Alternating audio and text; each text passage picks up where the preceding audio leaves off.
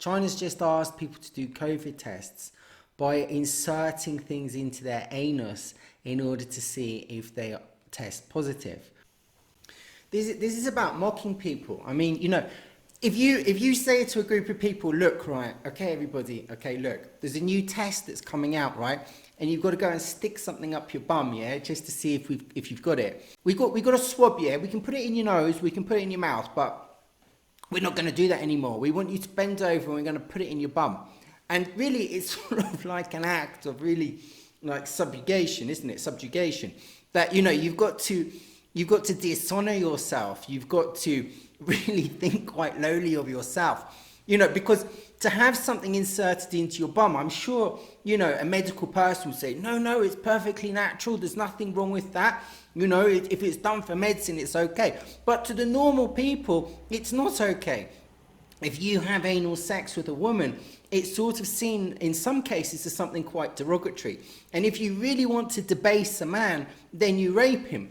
And so the COVID, because it sort of seems to be about mockery, it seems to be about, taking the mick out of humanity, about seeing how far you can push people. We'll take your business away from you. We won't let your children go to school. We'll close down all the jobs. We won't let you out. We'll self-incarcerate you. We'll delete the middle class. We won't let you see your mother. We will deny people from getting surgery and medical assistance. And after you've done all of that, you then say, right, now we want you to put your finger in your ass, or we want you to put something up your ass. We want you to put a swab up your ass now. How far can you go?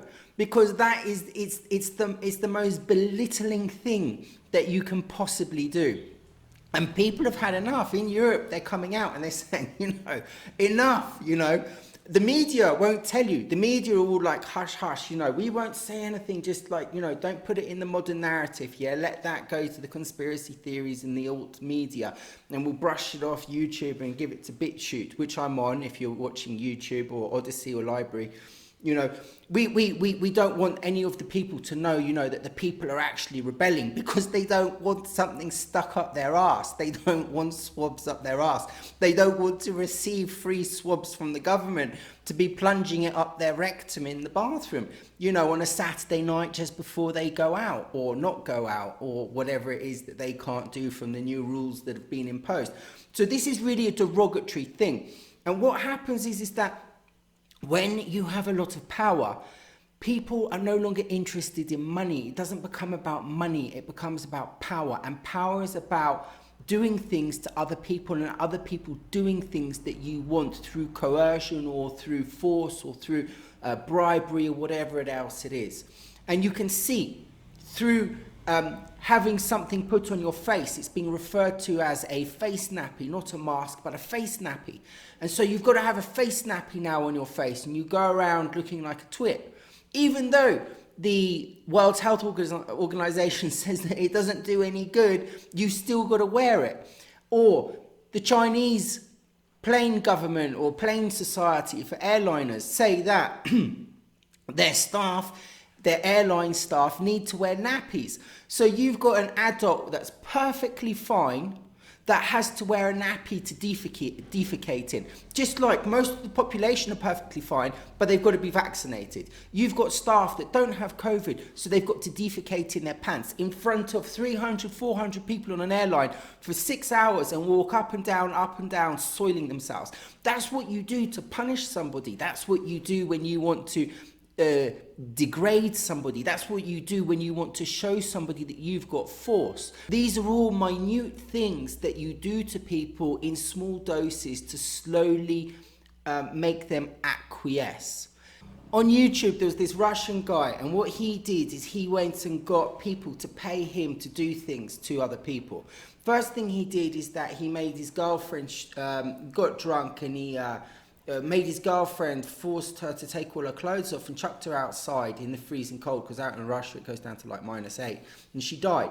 And he was paid by people on the internet to keep the live stream going when the ambulance people came in order to take her away because she was dead. And he also did a lot of other nasty things to people, and people were paying and paying and paying and paying. Now, he didn't make a large amount of money off this, because it wasn't about the money, it was about the power. And when you have a lot of people in government, the people in government, they don't earn a lot of money. In England, they don't earn a lot of money. I think they earn like between 50 and 70,000 pounds a year. And to have that much power and that much control, you would have thought that they would have had an awful lot more, but they don't. And so it's about ego, it's about fame, it's about having other people do what you want. It's about thinking that you're important and special because you're changing laws that affect millions, tens of millions, hundreds of millions of people. This is an ego trip. Politicians are interested in the ego. They say that they're doing it for the greater good. But if you want to do something for the greater good and you close a country down, you destroy the middle class, so that and then you allow the big corporations to take over. So for instance, in India, there's a lot of big corporations which are taking over the farmland. Bill Gates is taking over the farmland. Amazon is making a massive amount of money. And the poor people, middle classes, can't. You can have a very large shop that sells garden wear and then a very little shop that sells garden wear, and the police will close the little shop down because the big shop sells other things at the same time. That ceases to make it in the same zone as the little shop and its gardening wear, which is seen as a luxury and a non-essential item. So the big corporations are winning, while the little people, the middle classes, are being slowly driven out, which is part of the plan. That's what they want.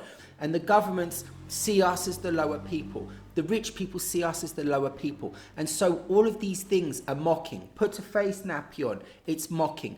Defecate in your pants, 10,000 meters in the air in front of lots of other people for 6 hours and get paid for it.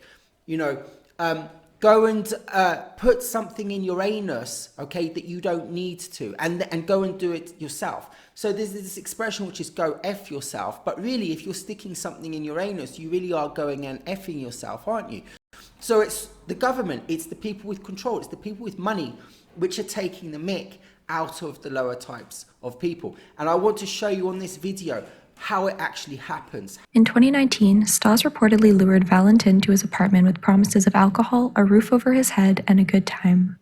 Initially, Stas was moderately friendly, but his attitude quickly shifted and he began to bully and torture him for money.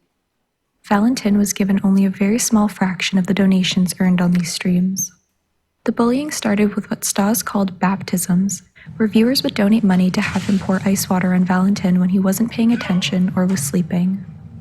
Stas would also take donations to break eggs on the unsuspecting Valentin's head. Stas would commonly avoid leaving his computer to go to the bathroom during streams, so he would urinate in a cup. He tried to get his viewers to pay him to pour it on Valentin, but no one was interested. What they did want, however, was for Stas to make Valentin drink it, which he did many times by pretending that it was beer or simply by forcing him.